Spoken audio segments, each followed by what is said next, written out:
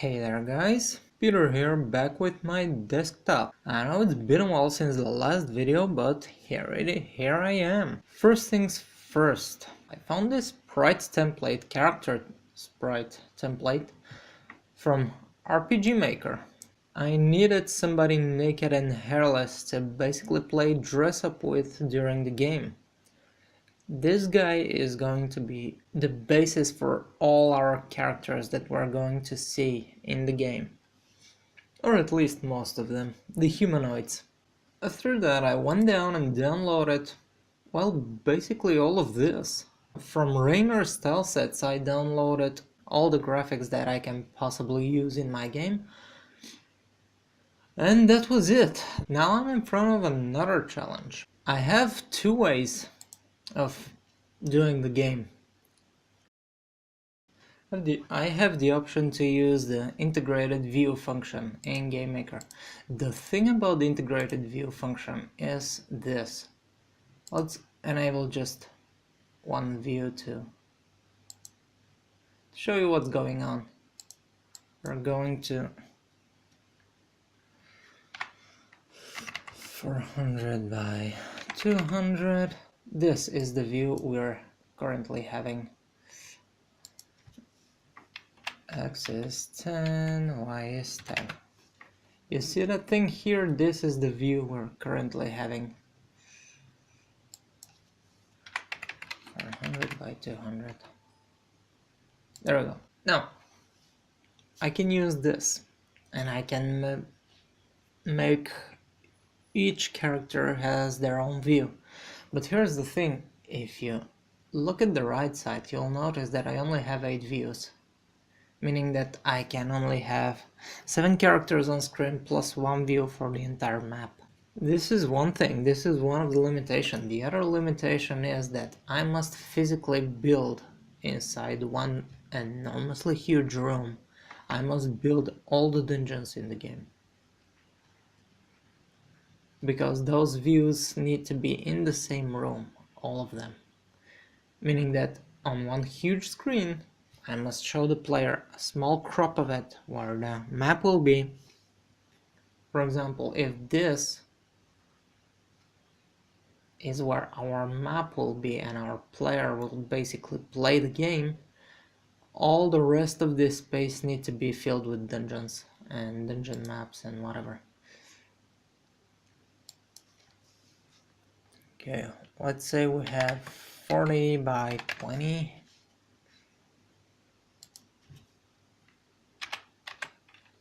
X is 10, Y is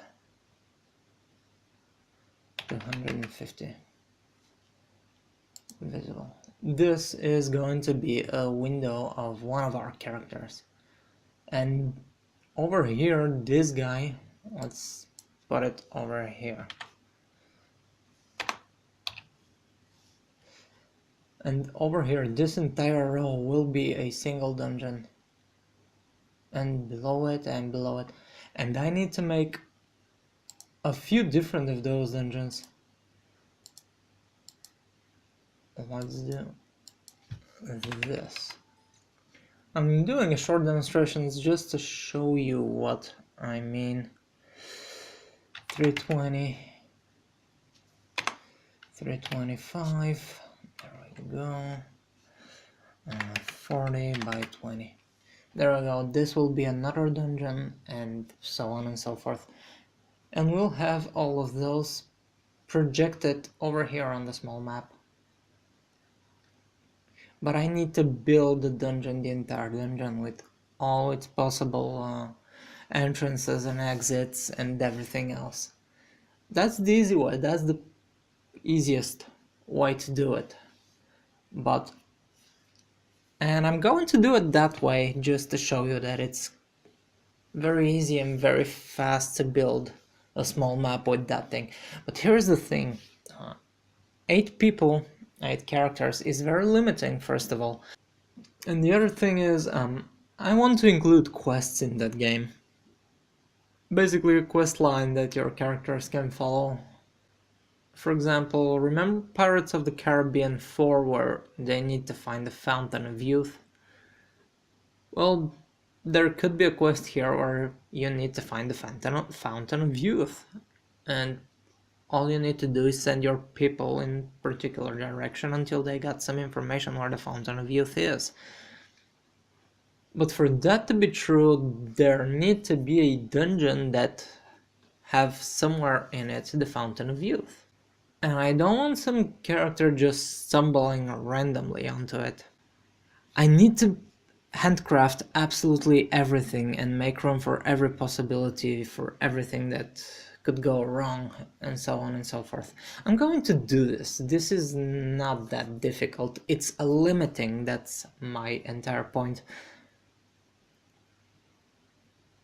In my situation, the thing that I want to do, handcrafted dungeons are very limiting thing. So here is what I'm going to do in general. There is not going to be any views.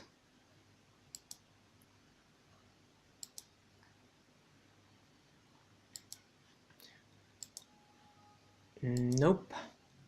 There ain't going to be any views in the room. Instead, this will be our entire playing field. Now, let's say